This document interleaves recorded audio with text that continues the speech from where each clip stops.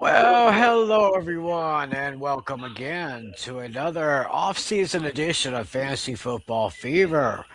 It is Wednesday night, April 1st, 2026. Wherever, whenever, however you're watching, thanks for making this part of your week. And this is no April Fool joke here. I had to do a little house sitting last night, so we couldn't do the show last night. We're going to take care of it tonight. Joining me, as always, of course, the host of Hooked on Sports, Mr. John Flynn, Howdy. and of course, our commissioner sitting over here, the one and only John Natali. Yep. AI. It is great to be back with you guys. And we have uh, we have another great show for you tonight. First of all, we got to say hello to some people here. Uh, say first of all, fly me It's to the moon, Luke. let me play among the stars, and let me see what spring is like on a Jupiter. Yeah, I think Vampire Luke thinks he's Frank Sinatra. yeah. I think those are the lyrics to "Fly Me to the Moon." Yes, indeed. I guess they're talking about the big shuttle that just went up It's the earlier today. Artemis. The Artemis. Yes, the Artemis here. Yeah. It's, I mean, it's kind of it's weird that you're on a Wednesday and you're not doing pain and game pickums on a Wednesday. Yeah, because we don't. Yeah, we don't really have a show. I think we are scheduled to have maybe one or two preseason shows. And Yeah. look, speaking of pain and There gain, we go. there's a visit. Alex, Our man Alex is here. So the defending how's it going, champion. guys? Our defending league champion. Yeah, that's right. It's insane that he went from worst to first in our league last year. Insane. That just proves one thing: anything can happen. Anything can happen Mm, in this crazy world of fantasy football. Well, anyway, we're going to be talking about each of us are going to be talking about five rookies from last year who could make a really big boost this year. And that's coming up here in a little while. But first of all, we of course got to get to the hot topics here in the NFL. The first thing, there's been a few things going on since we last convened. The big news is that the top wide receiver in the league, Jackson Smith Jigba, he got himself the money. He took the bag and he's running with it. He is uh Flynn, you're gonna have to help me out on this. I can't remember the terms of that contract. yeah, 4 years, 168 mil, as an average of 42.5 million a year, which makes him the highest paid receiver in the league.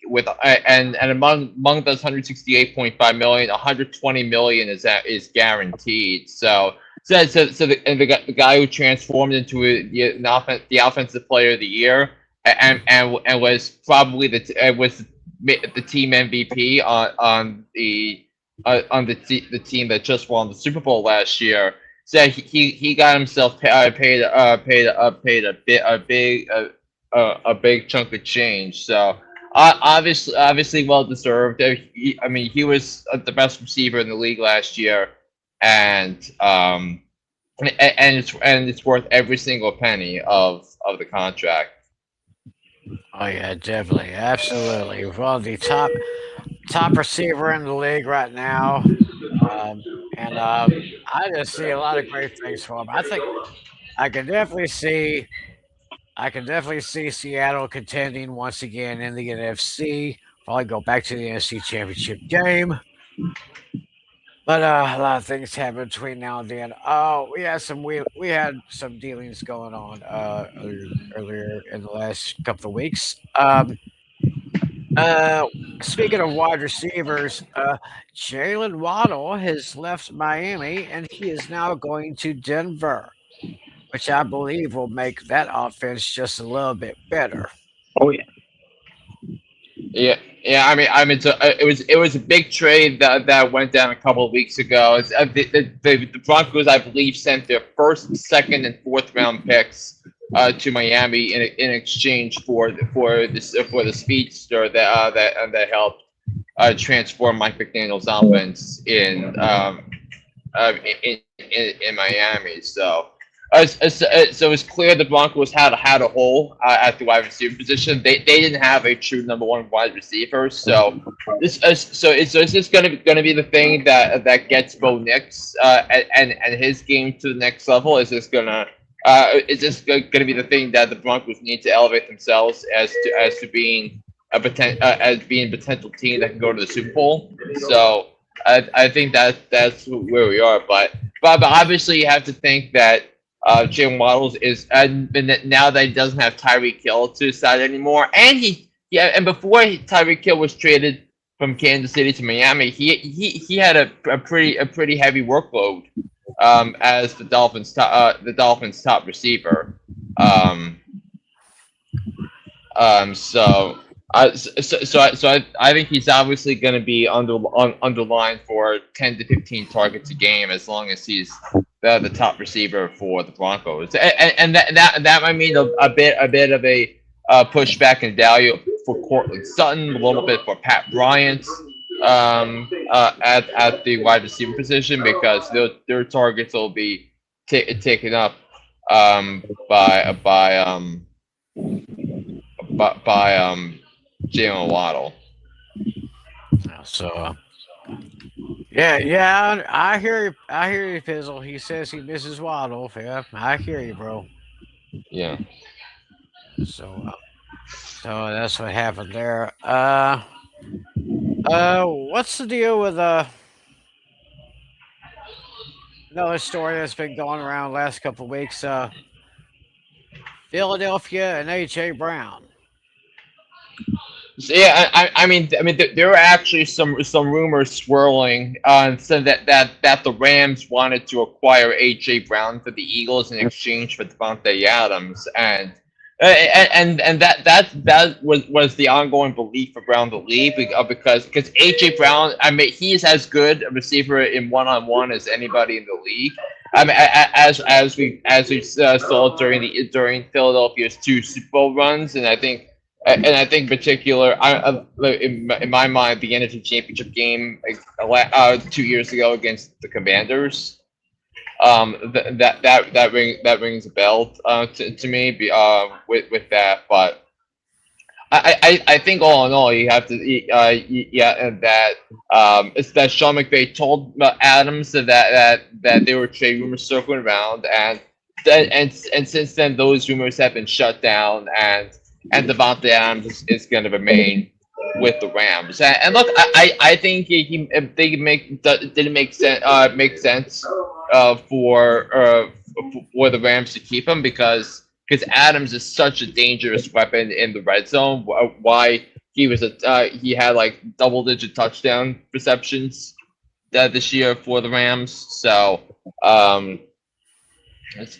yeah. So I think those are the big things, um, but it doesn't seem like there are any crazy rumors going on right now about AJ Brown.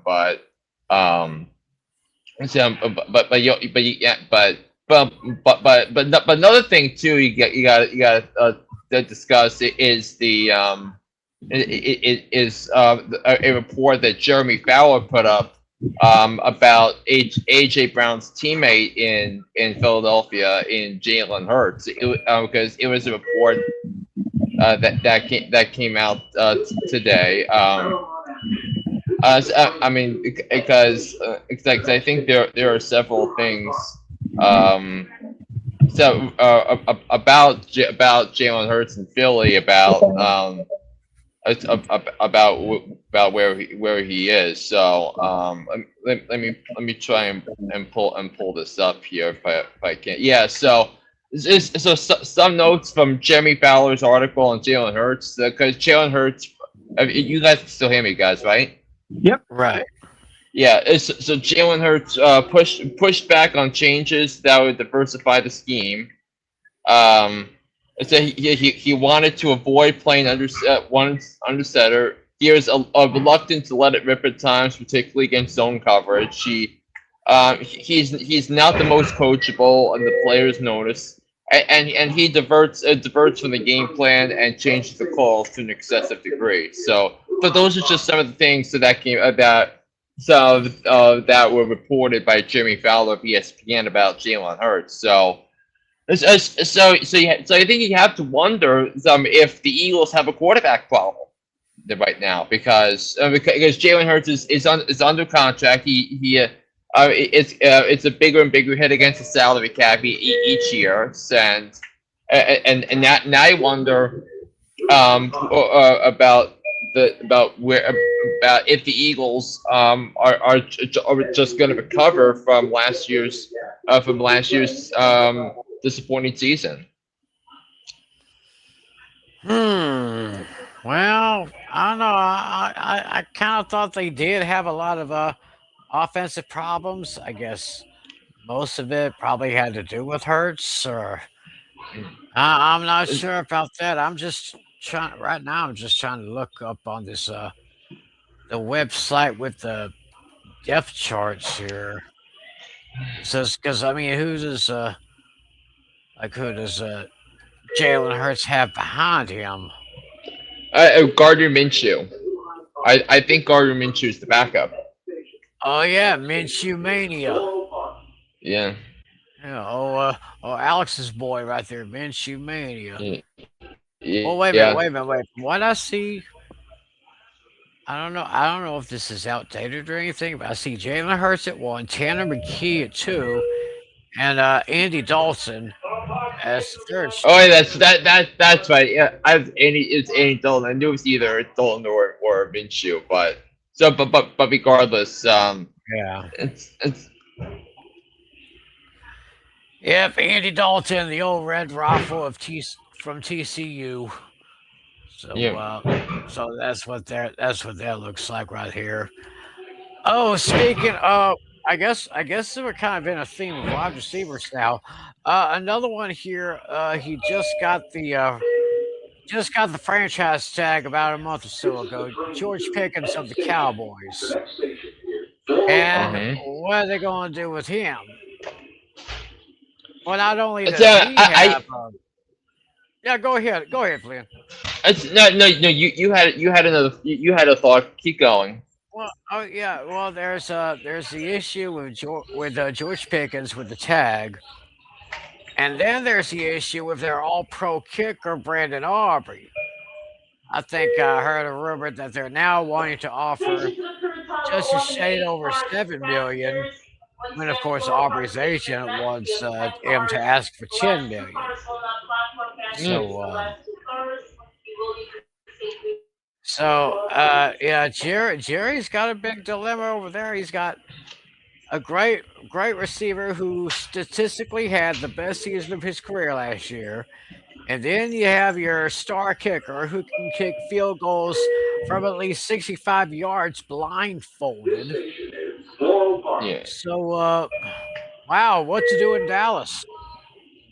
I mean, isn't it crazy that with all the drama with the Eagles, the roster turnover with the Giants, and I mean, and not understanding some of the offseason maneuvering for Washington, like if the season were to start today, I think I would pick the Cowboys pick the Cowboys to win the NFC East. Like, Hmm. I mean, because I think because obviously we have to see what it's like in training camp. Obviously, if I mean no big injuries, make sure that you have C.D. Lamb healthy, Dak healthy. But it's not under the possibility that we could be talking about the Dallas Cowboys being the pick to win the NFC East. Hmm. I'm not saying you could be wrong, but that's Yeah. very strong statement right there. Kind Yeah, of yeah. interesting Yeah, indeed. and also remember the Cowboys have two first round picks this year. because of the Micah Parsons trade. Yes, and they were without a second and a third round. However, they did acquire a third round when they traded Oso Digizua to the 49ers. Yeah, So at least that helps a little bit. So number 12 and number 20 for the Cowboys, that's in their first round. yeah. I would not be one bit surprised if Jerry decides to trade down on one of those. Yeah, I wouldn't be surprised one bit. yeah. Maybe It's get a yeah, but maybe get a second rounder, but I yeah, digress. yeah. But I think you also got to think because I think what with the who is because you have the Fangio the cycle as the new defensive coordinator for the Cowboys. I'm trying to remember his name. Do you remember off the top of your head who the new defensive coordinator is? The new defensive coordinator, I could look his name up right here. Yeah, yeah. Let me But I'm saying if he worked under Fangio in Philly and gonna bring it over to Dallas, maybe that they can use their two first round picks on defensive studs. oh Because yes, yes, definitely. I would love to see it.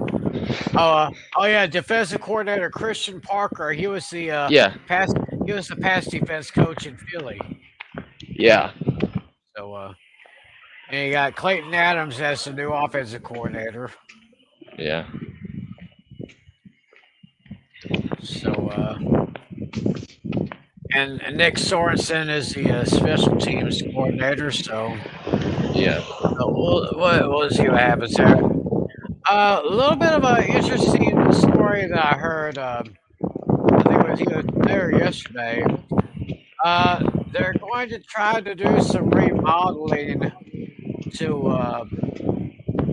They're going to do Wait, some remodeling to Jacksonville's home field. So I heard that they were going to play their 2027 games in Orlando while the renovations is going on. yes. So I think so they'll be playing. I mean, so they'll be playing their home games, their Jacksonville home games with a reduced capacity this season because first phase, first part of the renovations is underway on that, and then they're just gonna play where their soccer club plays. Okay. Is that stadium where? At the Campy World Stadium in Orlando. Yeah, it used to be the Orange Bowl, right? No, so the Orange Bowl is in Miami. No, the Orange Bowl's in Miami. Uh, yeah, I know they must have played some kind of bowl game there, but I digress. Yeah, yeah. I think they played. I mean, 'cause I think for a few years they played the Pro Bowl in Orlando. I think I heard something Yeah, like that. So yeah. I mean, because I think for a few years it was on ESPN, and then Orlando's where Disney World is. right, and of course So Disney owns ESPN, so yeah. it's getting to where ESPN is going to pretty much be owning everything in the world right now. Yeah, and ESPN took over the programming for NFL networks today. So Right, right. So at least um I'll be able to watch some. I'll be able to watch some Rangers games if I can't get them on regular TV. yeah, Pistol had it right. They used I think they used to play the the Citrus Citrus Bowl. Bowl. Yeah, the Yeah, Citrus Bowl in Orlando. Yeah, that's what yeah. it was. I I know mean, it's a lot of those. yeah, I remember I remember one year Notre Dame was playing Iowa State in that game. It was like 2019. It's like right before the pandemic. And do you know who the quarterback of that Iowa State team was? Well, it has to be a big name that we know now. It is a big name we know now. I said, Well, I mean, back then it wasn't as big of a name. Brock Right. Purdy. Mr. Irrelevant. Yeah, So Brock Purdy, Iowa State. yeah, How about that here? mm, All yeah. right. What other? Oh yeah. Last couple days, NFL meetings has been going on between all the owners, and the one big news that I hear, and we've been hearing it for about probably about the last 12 or 20, last 12, 24 months. They want to find some way to expand the regular season to an 18 game season. Um, I still don't really know why. I think it is fine the way it is, but you know how it is with the NFL. It's just all about the money. Yeah, sadly it is. And what's even worse, is that they're gonna looking to reduce the regular season from 3 games to 2 games, which is crazy because most of these players need to get their reps in before the season starts because if you look at all the sloppy play Yeah, on offense in September. Like you have a lot of rookies being drafted and they're plug and play week 1 starters. right. Yeah, it seems like that would be the only setback to have only 2 games in the preseason, except for the Hall of Fame game where it'll be another game for 2 teams in the league. And like I was mentioning to Flynn before we began the show tonight, the only way I could see a 18-week season is if every team gets 2 bye weeks during the season. 'Cause, Mm-hmm. 18 games, 18 weeks. That's I a mean that pretty that it's a far long stretch, season. It's a right? It long is. season. Yeah, going all the way, going from September then to the pretty much the end of December or the first weekend of January. So yeah, I could definitely take its toll on some players. Mm-hmm. Course, I'm kind of concerned about safety, but of course they want to make all the money, so it's just crazy. So, uh, what other big news thing has been going on in the NFL? I mean, we also another a topic that I shared in our chat is that the 49ers are planning to reduce the workload of running back Christian McCaffrey because McCaffrey coming off an outstanding season following an injury play 2024 season. So I mean, he was the second best running back in fantasy last year. In PPR, he only finished just 2 points behind Jonathan Taylor of the Indianapolis Colts, and this is McCaffrey's 10th season in the NFL, and some of the wear and tear in his body is started to show itself a little bit last year because his running yards per carry has been on the decline a little bit. So I think the way that I avoided Christian McCaffrey 2 years ago, the way I so the way I mean the way I got McCaffrey last year, I don't think McCaffrey is close to being being a worthy first round pick right now. Hmm. Yeah, it's kind of changes things a little bit as far as fantasy is concerned. So don't expect Christian McCaffrey to go off the board. I wouldn't say in the first It's, 2, 3 rounds, maybe. Somebody's gonna take him rounds 1 or 2. Like the average draft position for McCaffrey is gonna be within the top 10. Right. But I mean, I personally don't view it that way. I wouldn't touch him with a 5 foot 10 foot pole. So Right. Yeah, that's pretty interesting here. Oh, another thing about the league meetings going on right now. Possibility of bringing in replacement refs. Uh, Looks like there may be a stoppage with the referees, and if they bring in those replacement refs, oh my goodness.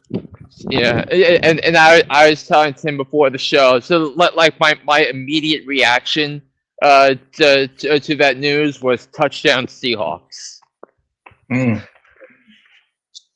And if any of y'all know the reference to that, of course, he's referring to that great Monday night football game between the Green Bay Packers and the Seattle Seahawks, which was a great game until the very last play, which would forever be known as the Fail Mary. And we all know what happened there. And that was basically, for us NFL fans, that was basically the straw that broke the camel's back as far as those replacement refs. Yeah, They I were, mean, I mean, I mean, and Flynn mentioned the day before that our replacement refs kind of was doing a little screwy business with that Chiefs game. I think it was a game between the Patriots and the Ravens in Baltimore. Um, Mentioned s- Ravens. because I think there was a there was like something in the end that the refs didn't call that screwed over the Patriots. Right. Yeah, I mean that wound up being being a rematch in that season's AFC Championship game, which Baltimore won, getting revenge for losing the AFC title game the year before on their way to winning the Super Bowl over the Niners. Right. So yeah, there's God, I hope they can come to an agreement here. Yeah, some of the refs we have now, they make some bad calls here and there, but oh my gosh, it's just crazy. It just reminds me of the Fail Mary, and it also reminds me of that NFC Championship game between the Saints and the Rams. I think we all remember that one. So that was with actual refs, but I thought it was the most overrated outrage just because remember the Saints had a 13-0 lead at one point in that game and they couldn't hold on to the lead, so Yeah, well, yeah. okay. Let's see here. Trying to Also, see. also another thing with the Pickens thing, so that the Cowboys are unsure of whether he's going to attend the off-season program. Right. Usually when those guys get kind of greedy like that, they usually don't want to mess around with the OTAs or Yeah, the mini yeah, camps and all that yeah. here. I mean, personally, on a scale of 1 to 10, how worried am I about this? I mean, which is might be a big thing to say because we know what's been happening with the Cowboys and the long term strategy the last few years. So on a scale of 1 to 10, my concern level is a 0. I'm gonna be a little bit more generous than you, but not too much. I'd say a 3. Yeah, I mean, not horribly concerned. No, I'm not really horribly concerned about it either. He's gonna stay or he's gonna go. Um, it would be nice if he stays, but what kind of price do we pay for it? That's Right. the one thing. Yeah. So so that's only my concern about that. So Right. Yeah. anyway, Yeah, I mean, and then a couple of other minor notes that we found. So that John Harbaugh talked to the press last week, and like he said, he thinks Isaiah likely is likely, no pun intended, going to play a big role in the new look Giants offense because likely signed a 3-year, a $40 million contract with the Giants 3 weeks ago. And he figures to be an upgrade to their tight end room and you think about the tight ends with John Harbaugh, that you think of what it was like with Mark Andrews, and having him and likely and the athletic versatility that he provides. So I'm not saying that this could be a potential strategy, but if you think that if you think that likely is going to overperform his expectations, I think maybe a potential stack with him and Jackson Dart in your draft skill could be something that might make sense. I could I'll buy that. Yeah, so like if you're focusing in on the running backs and receivers with early on, and you feel like you're gonna have your Drake May or your Drake May or Dak Prescott early on, and you think that guy is um Jackson Dart. I mean, might be a strategy to roll the dice on. Yeah, it could be. And we got a little something to say about that as we go into the next part of our show coming up here in a little bit. So, so as we see Flynn heading to the homestead, he's going to get off of his cell phone and get onto his desktop here. Mhm. I don't know if we missed anything else that we need to cover. Have you Yeah, the only seen? thing I see is some minor things. The Rams wide receiver Puka Nakua is going to rehab to try to work on some issues he's having. Ah, I see so that. yeah, I heard about that, and that would be a good thing for him because I think if I say if JSN was number one, Nakua was number two. Oh yeah, Yeah, one of the top two receivers in the league. So he's going to get some mental help, physical help, whatever it is. I hope it works out for him because I have loved his gameplay for the last ever since his rookie go. He's just been on fire helping that Rams offense, oh yeah, and for sure. he's just been great here. Uh, so I see here Rodgers to make a decision before the draft. Hmm. So once again, we asked the musical question about Aaron Rodgers: does he stay or does he go? Yeah, I don't. yeah. Who knows? That's a tough one. Yeah, I mean he's a tough one because he would be reunited with uh Mike McCarthy Hmm. because I think he's now the Pittsburgh head coach. Right. Yeah, Yeah. McCarthy was with Green Bay, then he was with Dallas. Now I think he's in Pittsburgh. Right. So Yeah, I'm that would just be going through here. Just going through here to see if there's anything else. right. See if we Just going through. missed Yeah, anything. yeah. I'm just collecting some data for my question. I came up with a question at the last minute. Oh, last minute question. Okay, Yep, I but came with. it's very random. Nothing to do with what we talked about. Okay, well, my trivia question is going to be draft related since we are About 3 weeks 20, away, right? A little over 3. 22, 22 days away from night one Yep, of the 2026 NFL draft, which I believe takes place in Pittsburgh. that's right. Yeah, 3 weeks from tomorrow. 3 weeks from tomorrow, Pittsburgh will host the 3-day event. I don't know if they've decided on when they're going to have the 2027 draft. If they mentioned that, I thought they decided that. Let me check. Let me see. 2020 NFL draft. I believe that. Oh, not 2017. Don't want that. no. Yeah, typed a little too quickly. Let's see. Washington, D.C.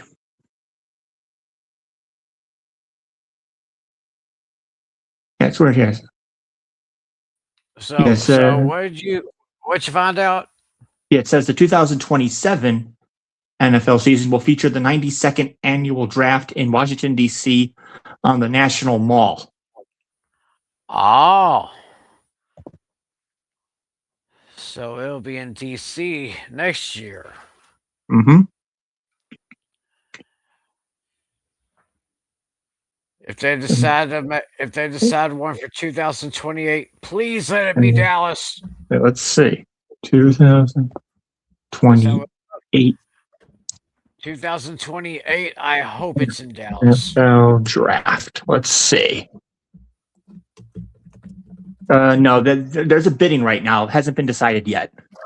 Oh, oh, okay. Well, so at But least we but know for this year. Minneapolis apparently has the first bidding.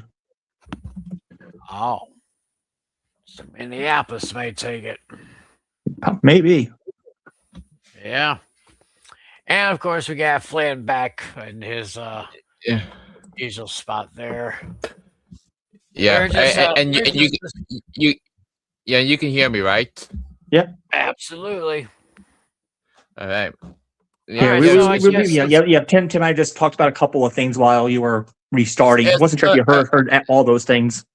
so, so I heard the last thing about the about where the draft is gonna be and Yeah. Yeah. Before that, I said I did have a last minute trivia question.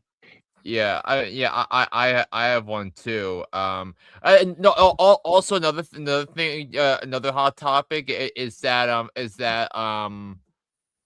the Panthers expect Jonathan Brooks to be back to be back soon rather than later to be ready for what did I say? yeah, Jonathan Brooks Mm. back with the Panthers. Yeah, I mean, and you have to wonder if there's that's a reason that um so that they let Regal Dowdle walk despite having 1,076 rushing yards last year. Oh So this, yeah, yeah. So they expect Jonathan Brooks to be ready for OTAs and minicamp, and the mandatory minicamp they have in June. right. So so so I guess we could go to our feature now. Yeah. Yeah, I mean, yeah, we can do that. I'm just gonna get my get the graphics ready because I'm home. So Yeah. yeah. I mean, while I get those together, I have a two-part trivia question for you guys. So I don't think I hope this is not difficult for you guys, but yes, so it's a two-part question tonight. So Mhm. I'm looking for, and this is going to be on the topic of rookies because we're going to get into the rookies in just a few moments. But this, Mhm. so I want you to name the first rookie running back with 100 plus rushing yards last season, in a game, the first one to do it, and I also need the first receiver to have over 100 yard a rookie wide receiver last year to have a game of 100 or more receiving yards. Okay. I have a couple of ideas in mind. Yeah. Interesting. I think I have the running back in mind. I could be wrong, Mm. but as far as a wide receiver, that's a very interesting question there. Yep. Okay. Did you say first or only? I probably The didn't first. catch. The Okay. first. There are several that had 100 plus rushing yard game, 100 yard days on the ground and through the air. So I'm just asking who was the first one to do it last year. Gotcha. Yeah, and then also I'll give you hints. So the wide receiver accomplished it in week 2, and the running back and the first rookie running back to have 100 yards rushing in a game had it in week 4. Okay. Hmm. So Yeah, very interesting question there. Got to do a lot of thinking on that one.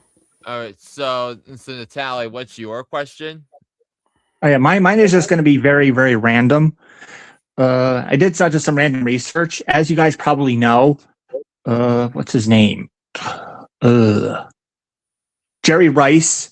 As you guys know, Jerry Rice probably had the longest streak with at least one reception in 274 consecutive games. Mm. I'm looking for what who is the who has the longest who has the longest active streak right now, Mm. as far as most consecutive games with at least one Well, at reception. least one reception.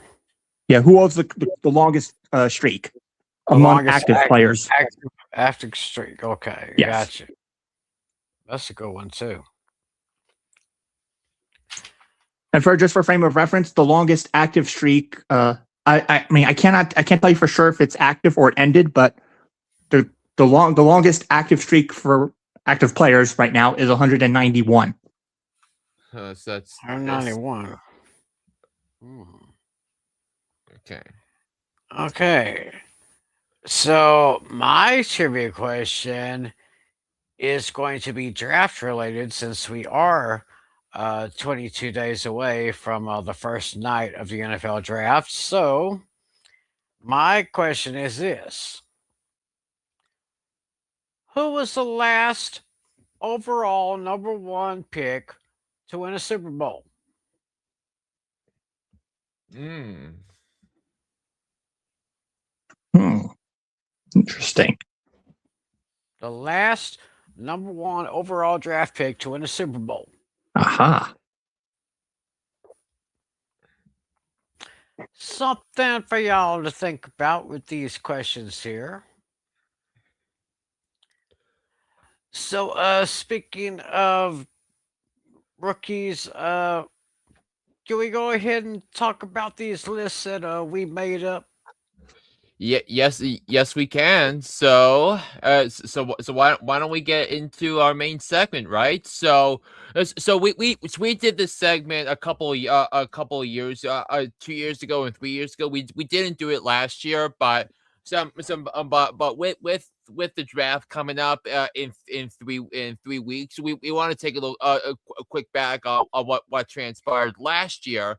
In terms of the rookie class, I mean, I think that, but I don't. This was last year was kind of an was kind of was I think a surprisingly good year for rookies last year because you had a couple of potential breakthroughs at quarterback. You had some good receivers. And the tight ends, rookie tight ends last year were incredible. You think of Gadsden, you think of Tyler Warren for the Colts. And a couple of other names as well.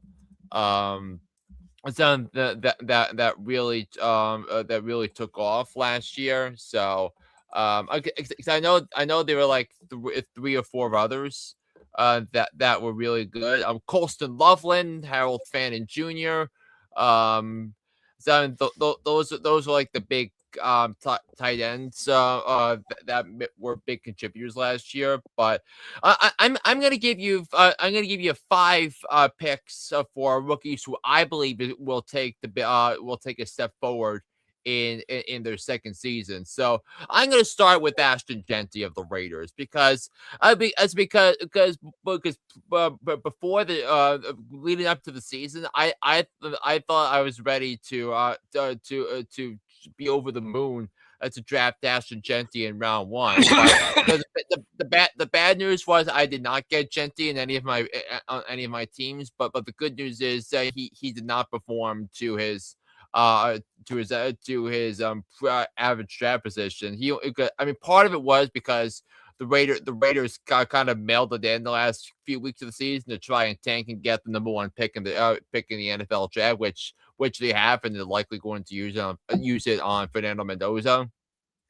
And then the second thing was the Raiders just had an all-time bad offensive line. I mean, the Chanty had not much room to run. So that he was more he was a more used in the passing game. If anything, he did wind up scoring 10 total touchdowns, which kind of salvaged something for his value in fantasy, but it wasn't really that to write home about. But now you got a new head coach, new quarterback, upgrades on the offensive line. So you have those two things, and I think you can expect a big leap from Ashton Genty. I want to go into the fantasy drafts. Having Ashton Genty, or when we do our preseason rankings list, I want to justify having Ashton Genty in my top five. That should be the Mm. goal for the Raiders this offseason. For Ashton Genty. Another running back that I think is that it kind of got under the radar a little bit. I mean, I talked about it a little bit during the lead up to the season. Facial Tootin of the Jacksonville Jaguars. Now Travis Etienne left Jacksonville. He signed a 2-year contract with the New Orleans Saints this offseason. So for the moment, Facial Tootin is in as the on the depth chart according to our lads, the number one running back. He's gonna have a competition with former Commanders running back Chris Rodriguez, who signed on with Jacksonville this offseason. But Tootin has showed a lot of speed, and he can run past defenders. We saw a lot of that 2 years ago in his last season at Virginia Tech. And he wound up getting 7 total touchdowns last year. So I think that might be something to write home about. So I do anticipate Facial Tootin being pretty high on my preseason running backs list this year. Oronde Gadsden the second, the tight end for the Chargers, because he played in 15 games last year. He had 49 receptions, 69 targets, 3 touchdown receptions. So he wound up as tight end number 15. And I think he is a great fit for Mike McDaniel's scheme, and the Chargers really don't have much in the way in terms of in terms of wide receivers because their top receivers are Lab McConkey, Trey Harris, and Quentin Johnston. So you figure that. So I think so like Gaston, who was the 5th round pick last year, I think you're gonna have a young, fast, physical offense. I think that's kind of like what McDaniel likes in his offense. So that's what I think is gonna happen there, and I think Gatson should be a top. I want to believe that he'll be a top 10 tight end this season for the Chargers. With the quarterback, I'm not going the popular pick in Jackson Dart, though I do think think he'll wind up having a better season. I just want to see what he's like under Matt Nagy's offense, so I Right. didn't put Jackson Dart out there. So I'm gonna go with Tyler Shuck instead, and I look like a horse's ass when I was destroying Tyler Shuck and how lost he looked during the preseason. But I thought there was some encouraging signs from Tyler Shuck down the stretch of the season that said that he came in the same year with Kellen Moore. Kellen Moore is a brilliant offensive coach. I think getting some help at the running back position, obviously, with the Saints getting with the Saints getting Travis Etienne to have him in the backfield, and you also got to figure a full year for Chris Olave, who is in the 5th year of his 5th year option.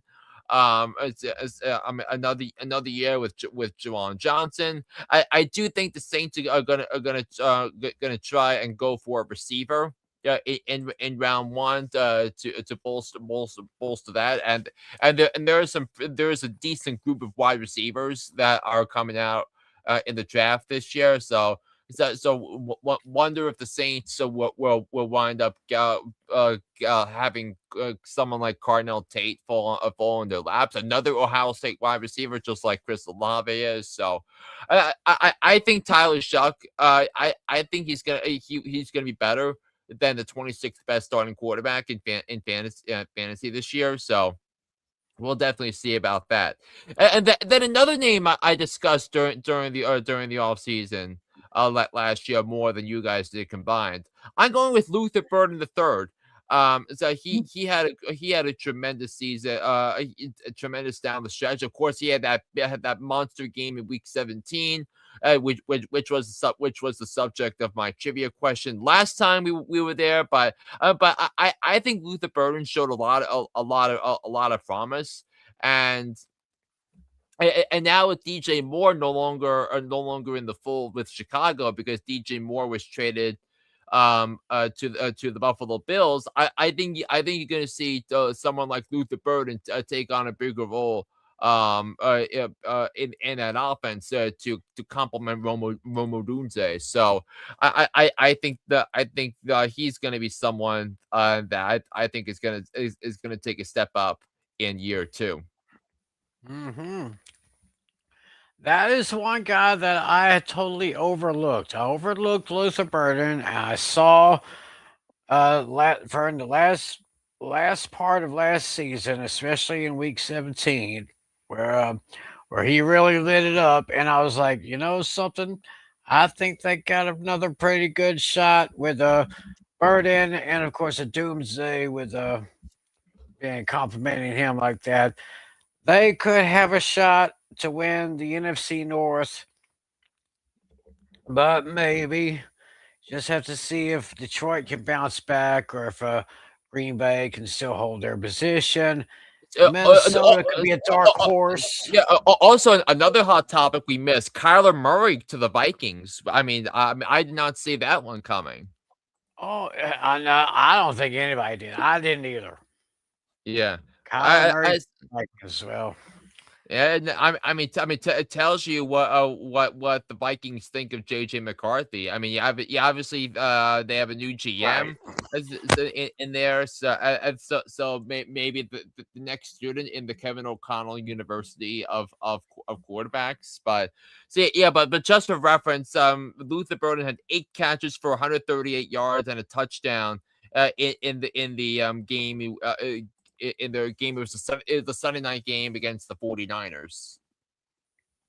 Yeah, so very interesting list over there. I almost forgot about Tootin and Gaston, and yeah, I kind of feel the same about you about Tyler Shuck. It's so like he kind of had a very rough start to the season, but as the season progressed, he got a little bit better and better. So, and right now he was ranked 26th last year among fantasy quarterbacks. So yeah, it'll be interesting to see what he can do with the Saints this year.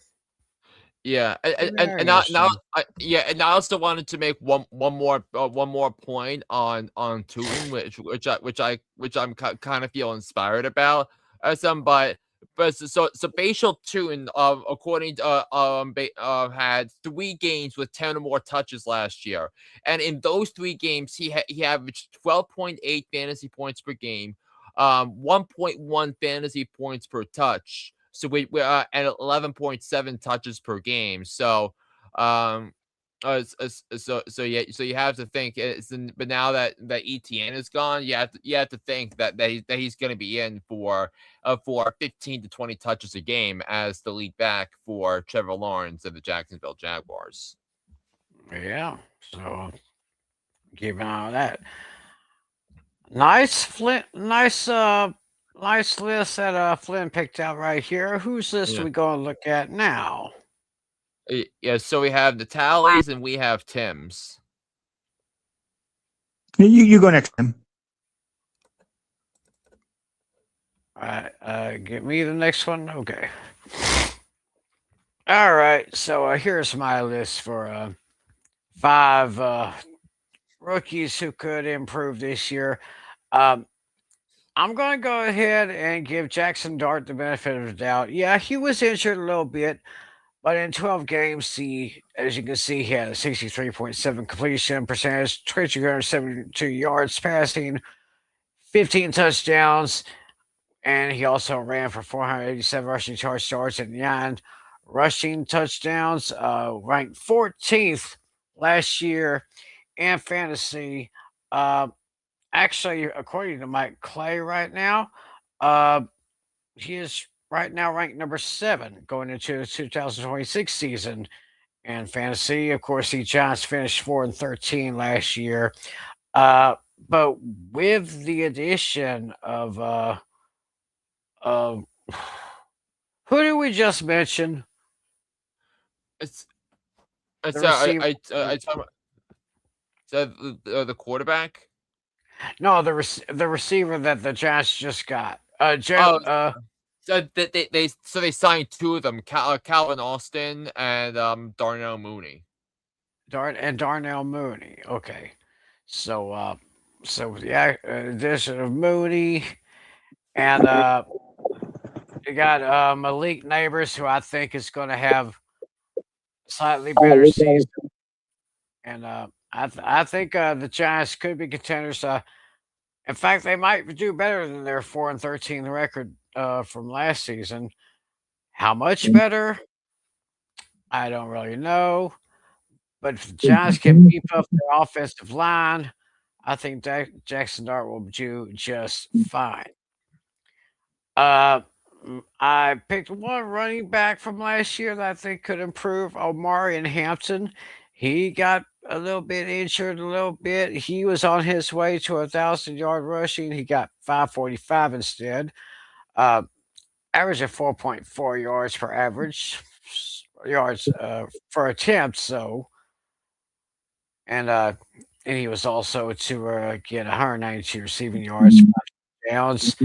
Uh, and he averaged 15.1 points in fantasy PPR leagues. So he was a pretty consistent scorer, scoring himself. So um, yeah, Hampton kind of had the same problem with Dart, missed some time due to injuries, but I'm hoping that Omari and Hampton will be able to improve that Chargers defense here and help out Justin Herbert and the rest of those guys. I got two wideouts on my list here. The first one is Matthew Golden from Texas. Texas. Texas. Um, he got 29 receptions out of 44 targets for 361 yards. Averaged about 5 points per game in fantasy. Uh, I think he may be taking on a bigger load. I think didn't one of the receivers go somewhere else, or You talk I about can't Keenan Allen? remember. What's that? No, never mind. I got the wrong person. No, it's not Keenan Allen. No, no. I think. Let me check. I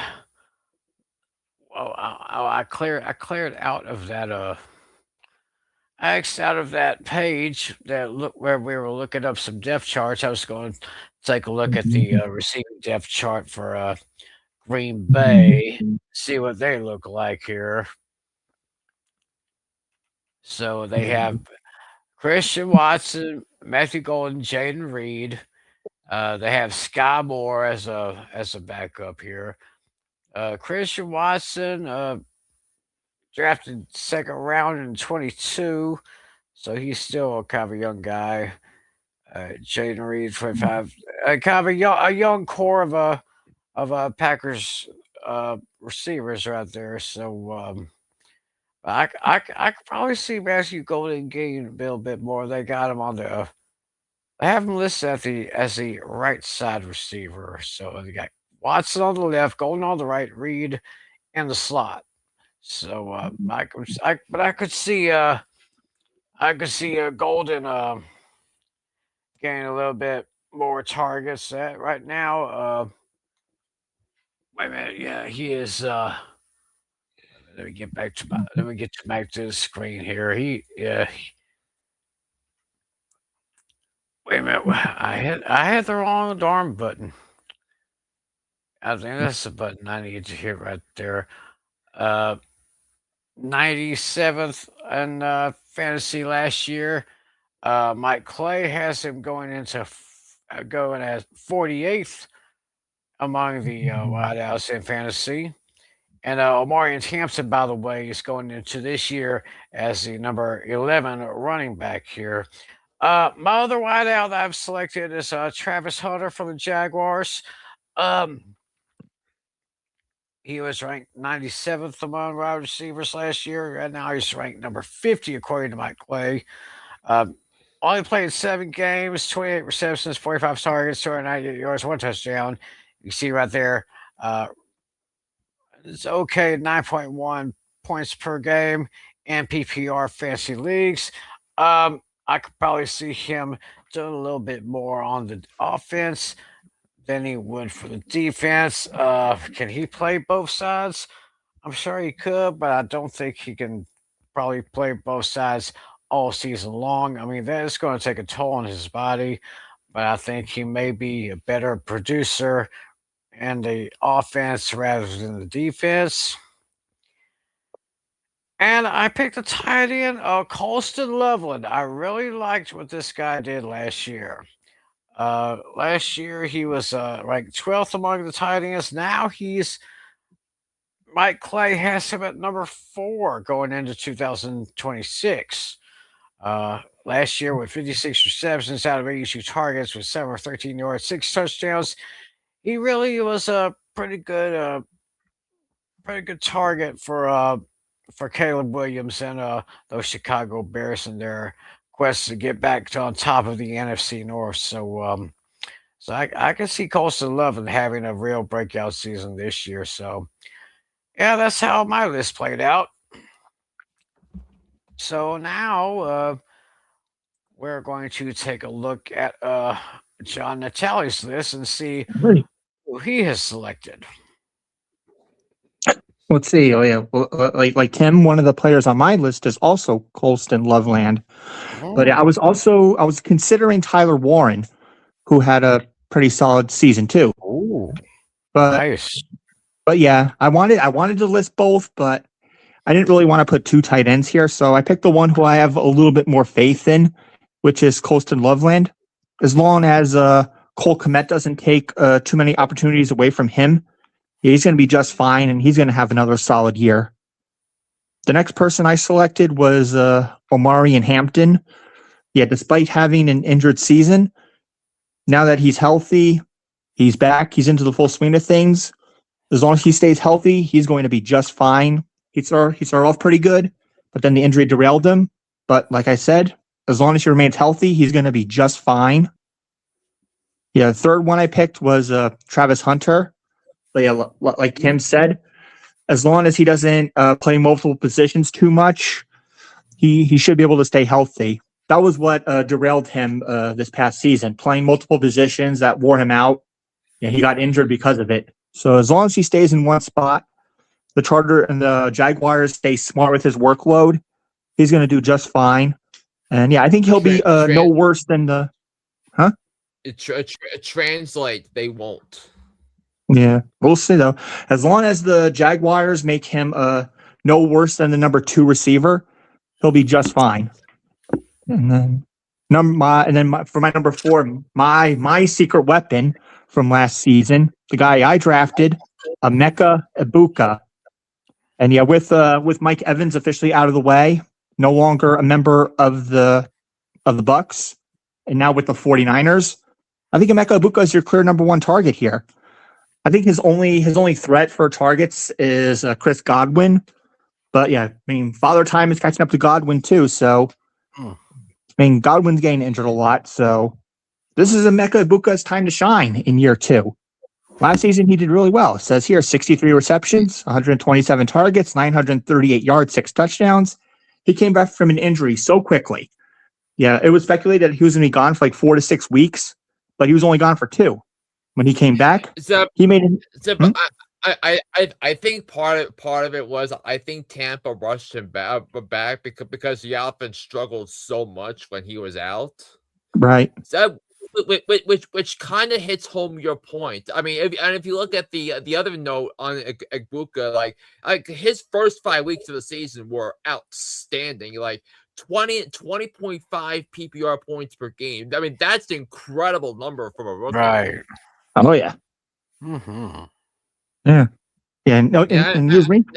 yeah. I mean, I think he was I think the number two. At one point he was the number one overall wide receiver in fantasy, which Oh yeah. which I thought was crazy.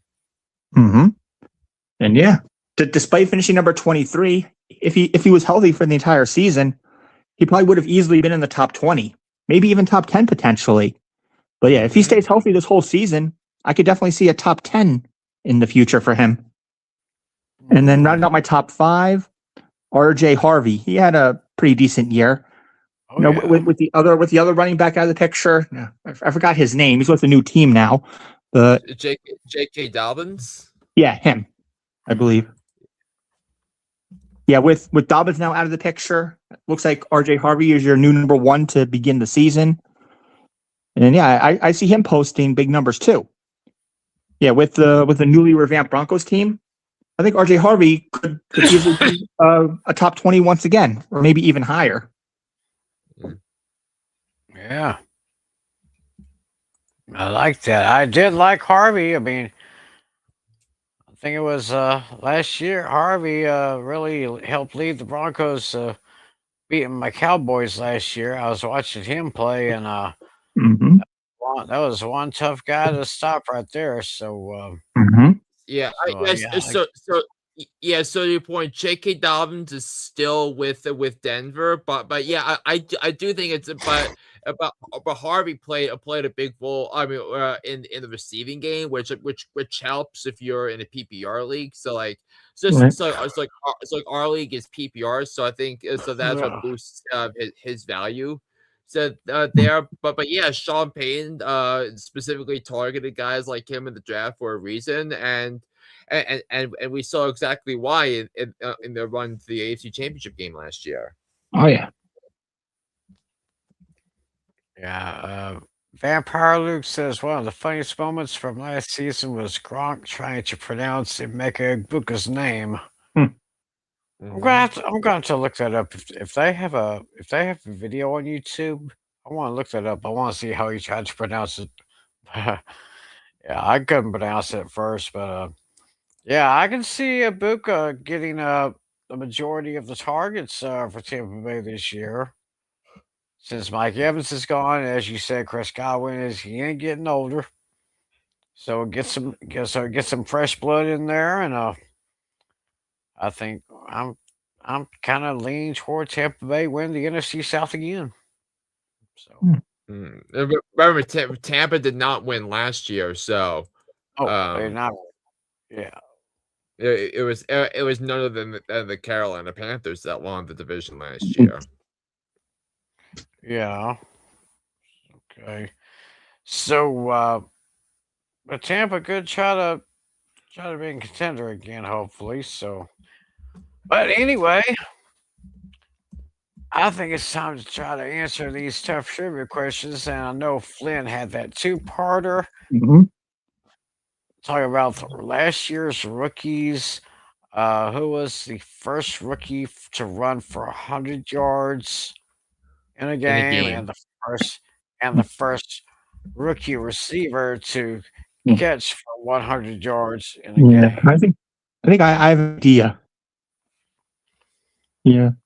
But there was a running back I was going to say right out of the gate, but because of Flynn's clue, I'm no longer going to say him. So my guesses for the running back is going to be Omarion Hampton, and my guess for the wide receiver, I have a hunch that I'm going to be right at least on this guy because I had him in my league, and I know he got 100. I believe he got 100 yards pretty early. The guy I just talked about, Emeka Egbuka.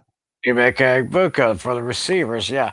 I was thinking Emeka Egbuka for my receiver, but for the running back, I was going to say R.J. Harvey because I think it was kind of early. I think it was kind of early in the season when the Cowboys got beat by the Broncos, and R.J. Harvey was a huge difference in that game. So, You might be right about um, that. okay, I'm going Harvey for the running back and Igbuka for the receiver. Yeah, I think Tim has both of them right. So I was going to say Ashton Genty right out of the gate, but because of Finn's clue, I'm no longer saying him.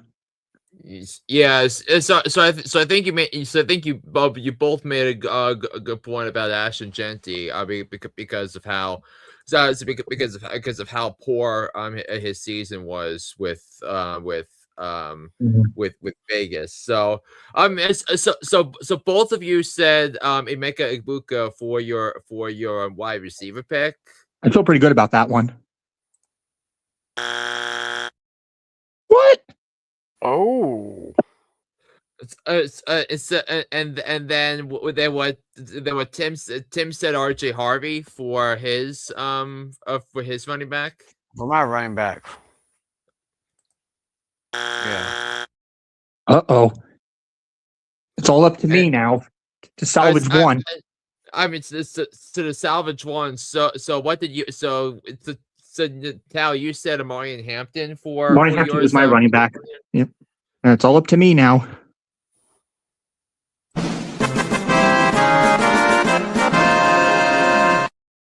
All right, I'll take the one.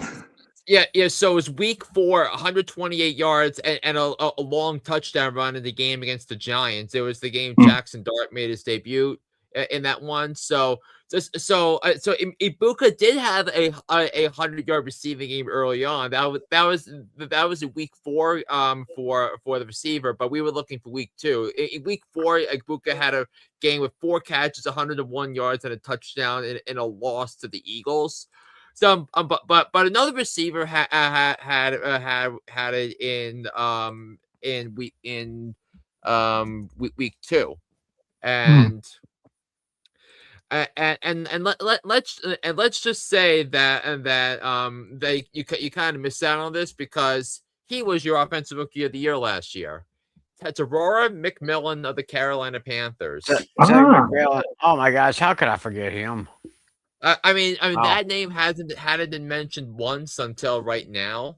But yeah, it was a game against the Cardinals. It's because the Panthers were trying to overcome like a big deficit that they came close because they recovered a non-side kick during that comeback attempt, but they fell just short. They got stopped on a 4th down in that one, and Ted McMillan.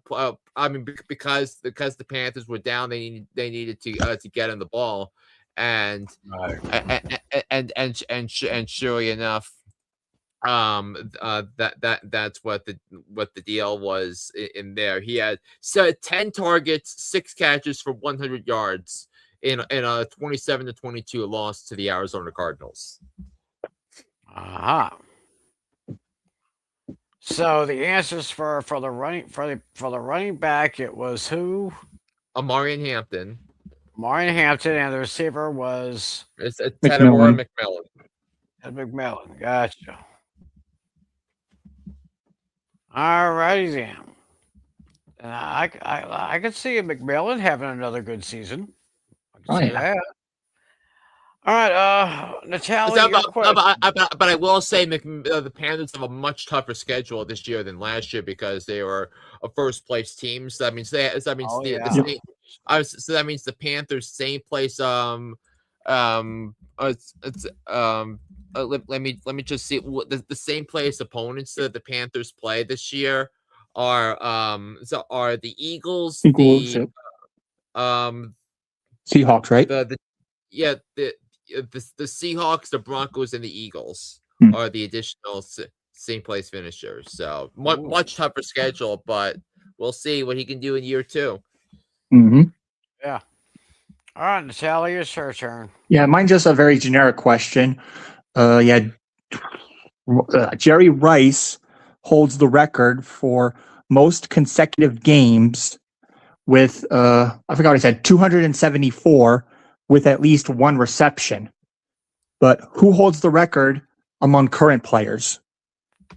Yeah, I mean, so we had to think about receivers that have been in the league for a long time. Yeah, been in the league for a while. This person has 191. Is it active right now? I don't know, but Right now, it's 191. So you got to think of us as some old guys that are still in the league, some old geezers. Yeah. Wow,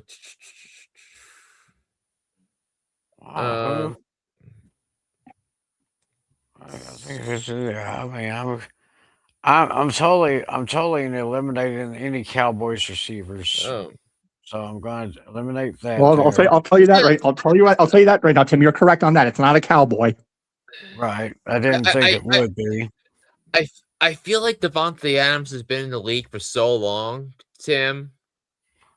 Yeah, I think you got a point there. Sam, but is there anyone there anyone else that I could think of? Because Adams has been around for a while, but I'm just trying to think of a Cooper Cup maybe, but then again he tore his ACL a couple of times, so I don't know if he has enough games for that. I'm going to go out on a limb and say DK Metcalf. DK Metcalf. All righty then. I mean, I'm just gonna go Devontae Adams. All right. So let's see. All right. I'm going to start with Tim. Okay. DK Metcalf did make the list, but did he make number 1?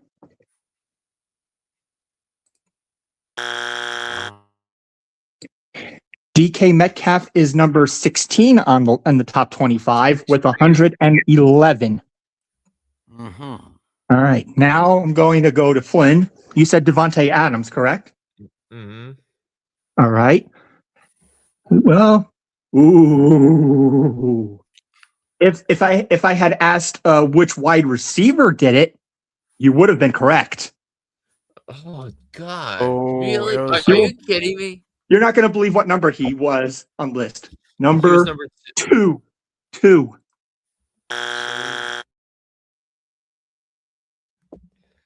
guys had the wrong position in mind. There was a person you guys totally missed out on. It was Travis Kelce. Oh, Travis Kelce, of course. wow! Someone a lot older. Of course, he was in the news. He signed his new contract since the last time we spoke. So. For frame of reference, Flynn, Devontae Adams has 175. 175. So you were very close. If I had said wide receiver, you would have been correct. Mm-hmm. It would have been. So just below him, a guy we talked about briefly, Mike Evans. He has 173. I was going to say Evans. Now he's now with the 49ers. Yeah, and a guy you would never have expected to make this list, Kyle Juszczyk.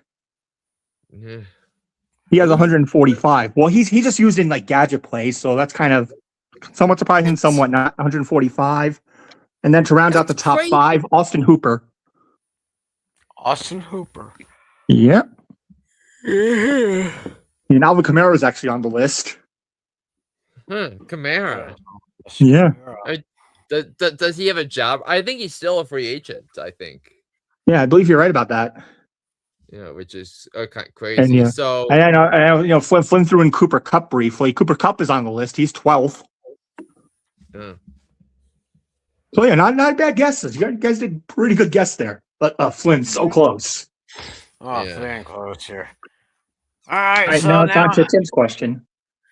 Now to my question. As I said, we are 22 days away from the first day of the NFL draft. So my question was draft related.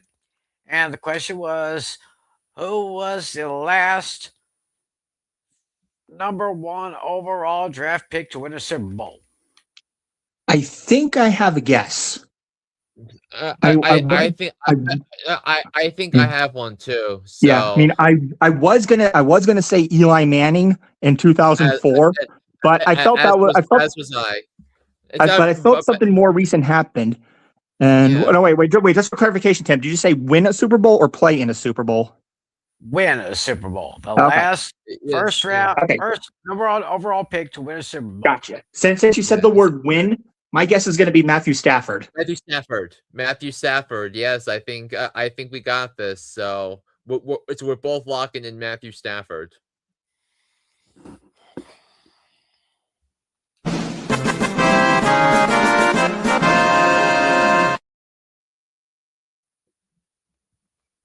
Yeah, that was for both of you. Yep. Yeah, yeah, it was. I It mean, was we Matthew knew Stafford. we knew it had to be either 2004 or later because Eli won it twice. Yeah. Right. So Matthew Stafford, drafted first by the Lions in 2009. If I'm not mistaken, it was after that infamous 0-16 season. Mm-hmm. Mm. Yeah. And then he ended up winning a Super Bowl with the Rams back in 2001. So he's the Yeah. last number one draft pick to win a Super Bowl. It's Ah, Yeah. and also and the thing is, even if you said as to win a Super Bowl with the team he wasn't drafted on, Eli was still would have been incorrect because he was drafted by the Chargers. Right. right. Drafted by the Chargers. Yeah. But It's, I don't think I he just played want Super. I just want to see who was the last number one overall pick to be drafted and win the Super Bowl with the same team. Let me just take a quick look. Oh, Oh, that would oh, be Peyton Manning. Peyton Manning. Yeah. Yeah. So So very interesting questions. I didn't think mine was going to be that easy. Yeah. I mean, Anyway, I almost said Jared Goff, but he never won a Super Bowl. He was only in it. no, I mean he was on the other side of the trade with Yeah. Stafford. Yeah. right. But honestly, I was that close to saying Eli Manning, but I'm like, wait a minute, Matthew Stafford did it. Yeah. Yeah. I almost said Eli Manning. You almost had me. I mean, but both. I mean, I knew it had to be someone later than Eli, either Eli or later. And Right. we both said Stafford at the same time. So Yeah. Yeah. Well, I guess with that, we will go ahead and put a wrap on this edition of Fantasy Football Fever. We have planned our next show to be on Monday, April 20th, Mm. which will be like 3 3 days. days, 3 days before the start of the NFL draft. So by that time, uh, we guys should have our list for the top 10. I think we'll just do 10, right? Do top 10 Right. like we did last time. I mean, I do the entire first round. Because that'll be part of my Hooked on Sports episode that'll come out either the day after or the day after that. So Right. yeah, I'll be doing draft coverage this month on the podcast because with that coming up.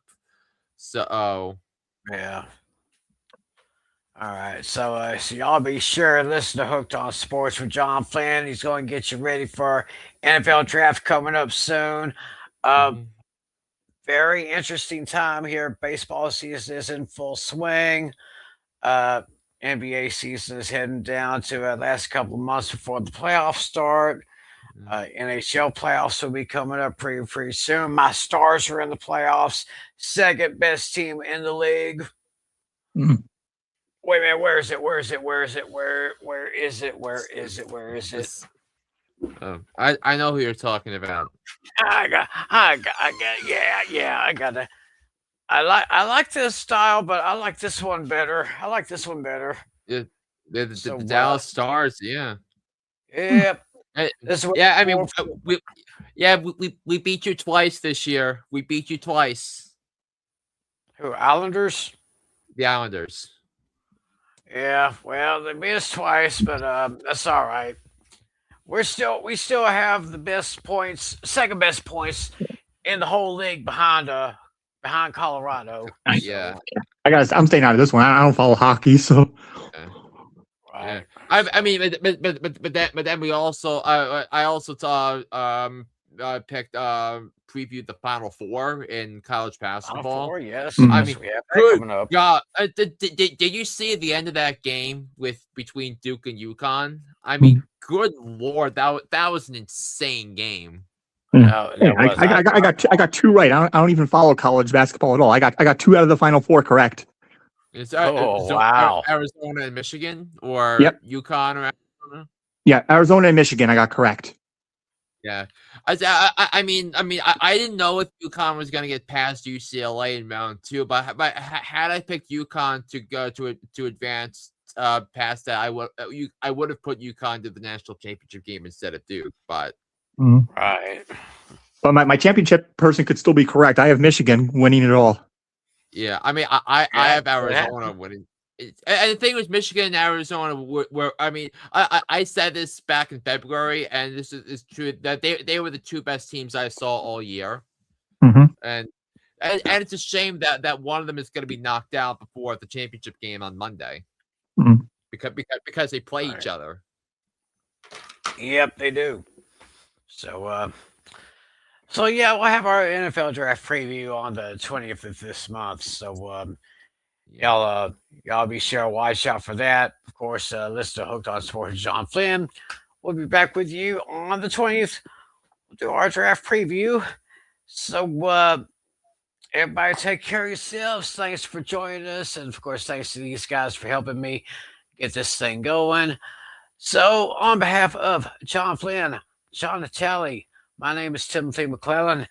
Thank you so much for joining us, everybody. We'll see you back on the 20th for our NFL draft preview. Take care, everybody. Have a great week and a great weekend.